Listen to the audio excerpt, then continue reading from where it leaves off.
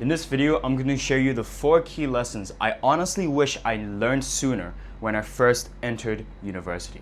If you're watching this video, I'm assuming that you're either from high school going into year 1 college or you're entering year 2 just like I am. For those who don't know me, my name is Matthew Smitsuri. I graduated with 3 stars and 1 A in my A-levels. I was also valedictorian. This is my certificate right here. And I'm currently studying in the University of Hong Kong, studying financial technology with a minor in computer science. And in this video, I'm going to share you the 4 key lessons I honestly wish I knew sooner, because it would have saved me a lot of pain, a lot of anger, a lot of anguish, and just help you a lot overall. So yeah. First tip being, no one is gonna save you. That's just the reality. No one is going to come and save you. No one's gonna hold your hand like they did in high school. You know, in high school, at least you had your university counselor, right? Who would guide you through the college applications and stuff. In university, we don't have that. You're completely on your own. And I want to hit this home so that you didn't have to go through the same pain that I did. Because when I first entered university, I thought that, I've made it. I've made it to HKU, one of the top universities in Asia, is ranked 11 worldwide or something. I let my ego get into my head, and that was when I started to fall. One big regret that I have in my year 1 was that I didn't sign up for enough societies and stuff like that. Because if I did, then I knew I would have been, at least I would be much further ahead than where I am at right now. And it was all because I really thought that some external force or something was gonna come and save me. That's not true. The universities actually don't even care about you. Being completely honest, the universities don't give a complete shit about you. I'm sorry to say that, but it's just true. Your professors don't really care about your grades. In University of Hong Kong, we have classes which are 50, 60, sometimes 100 students. Do you think the professor is gonna care about each individual student? Probably not, right? The professor is not even being paid to teach. The professor is only being taught to do research in the university. Why would they care about your grades? Why would they care about your internships? Unless you actually proactively go and talk to them, which is another story which I'm gonna cover in one of the later tips. So first tip is that no one is going to come to save you. Second tip, you need to start thinking long term. So right now I'm actually living in a dormitory called St. John's College. It's basically I'd say it's the best dormitory in the University of Hong Kong. Not even glazing. It's just true. Because we have a 9% acceptance rate. And every single one of us here either is really, really good in high school, really good in university, or has some cracked extracurriculars. I'm talking national level, Hong Kong team level sports players. Insanely cracked people. And to my surprise, actually, some of them weren't exactly, they didn't even know what kind of career direction that they wanted to go into. They wanted to do finance related stuff, but they weren't 100% sure on what they wanted to do. Whereas I actually talked to another bunch of year 4 students, and all of them who were really successful. One of them even got a return offer at one of the top investment banks in Hong Kong, insane salary. He was very, very focused from the very beginning. I think I had a conversation with him, and I remember he told me that he started planning his entire thing all the way from year 1 or year 2. I don't really remember which year. But he said that he planned everything from the very beginning. To me, that was quite interesting, because that kind of made me realize that there was a really big correlation between success, the level of success that this person had, and the level of planning that they did and how long they actually planned for. So my advice to you as a year 2 university would be to first think of your career direction. This is probably the most important thing that you can do as a university student. Because after 4 years, it's all over. All of the parties, all of the fun things you do in university, it's all going to be over. And the only thing that will last is your grades, your career, your internships, and the people that you network yourself with, which I'll cover in a later tip. So university is basically this 4-year ticking time bomb. I want you to think like that. It's literally a 4-year ticking time bomb. And so if you don't start thinking about your career planning right now, You're gonna be in your year 3 wondering, what the heck am I doing with my life? And I don't want you to be one of those. And I myself actually don't want to be one of those people as well. So that's why I plan to take career planning very seriously. Like in my year 1, I didn't really think about my career prospects that much, which I honestly really regret. And I ended up doing some sort of finance work that I didn't actually like so much. Like fortunately, I was able to find an internship during the summer. It was like an investment banking family office. But that just made me realize I didn't want to go into like that sector of work. So now I want to become a quant trader, and I'm currently planning my career like 2-3 years in advance, just to make sure that I have the best chance of, actually making it to the top. So you got to start thinking long term. And let me give you a mental model that's honestly going to change the way you perceive life. You might know this actually. It's called compound interest. So the whole theory of compound interest is that if you start investing earlier, you will get more return later in your life. This kind of makes intuitive sense, right? Imagine you're rolling a snowball down a hill, right?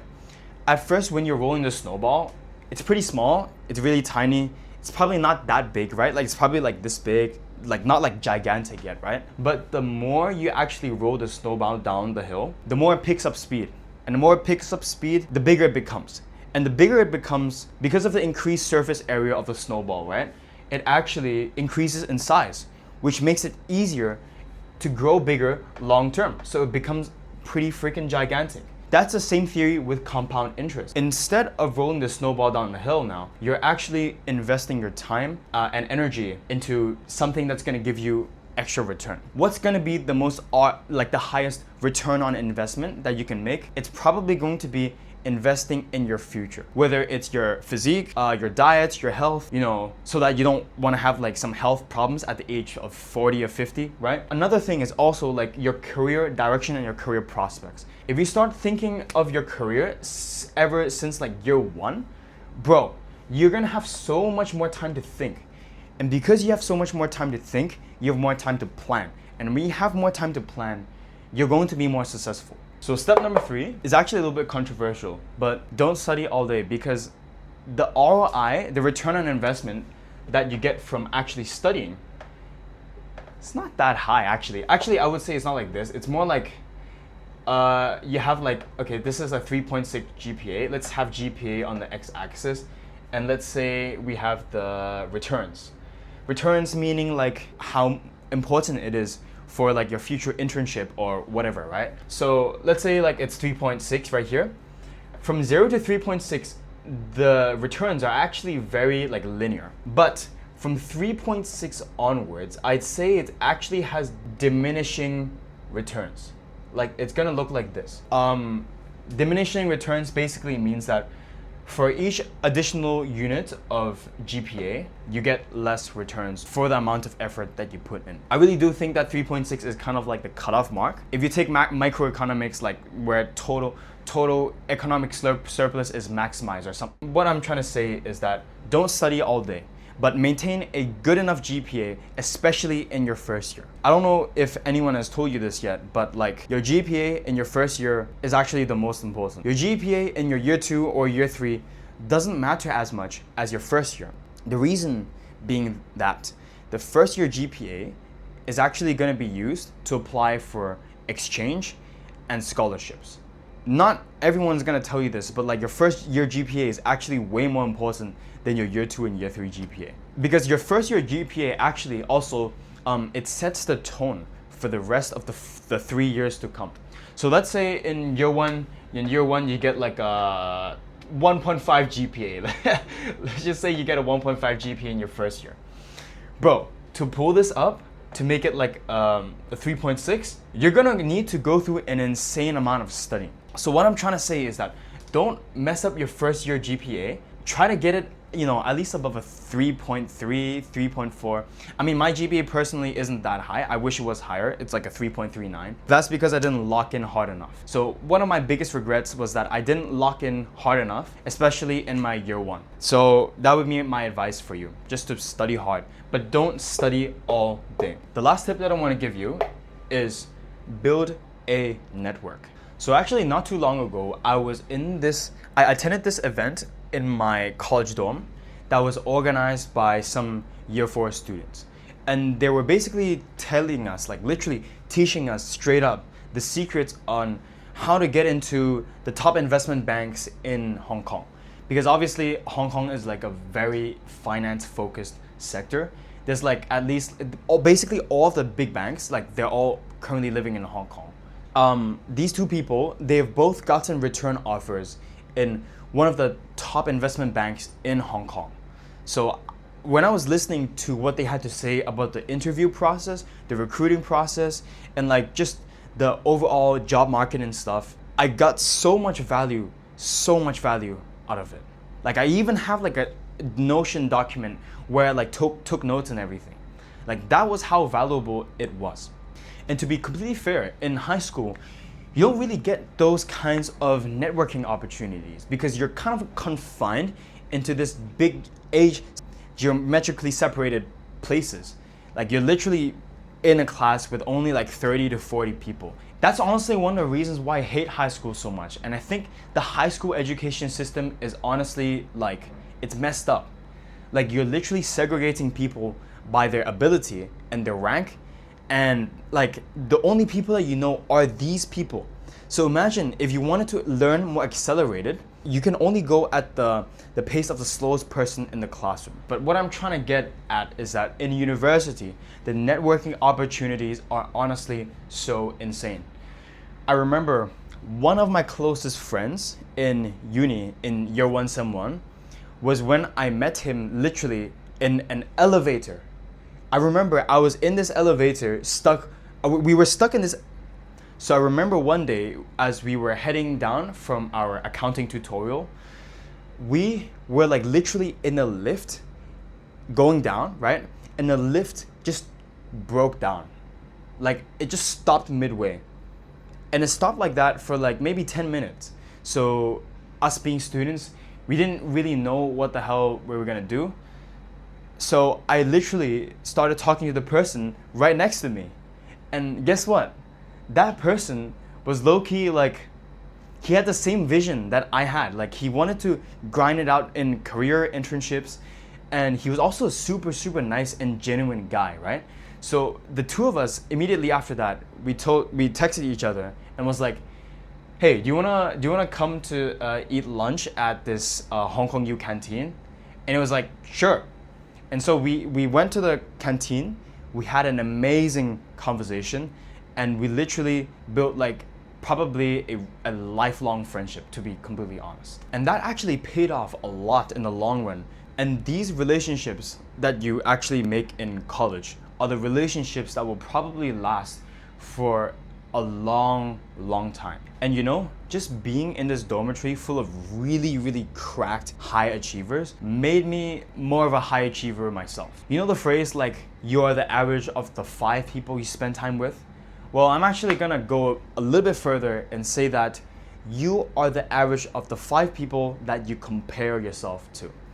So let me just illustrate this using a diagram, right? Let's say this is person 1, this is person 2, this is person 3, person 4, and this is you. This is gonna be you. So where do you think you're gonna lie on this spectrum? Let's say like this is like success or something, right? You're probably gonna be around here. You're gonna be the average of the 5 people that you compare yourself to. So if you don't compare yourself with the people that are actually like conscientious, people who are actually locked in, and people who actually care about their future, you're going to regress. If you're not improving, you're regressing.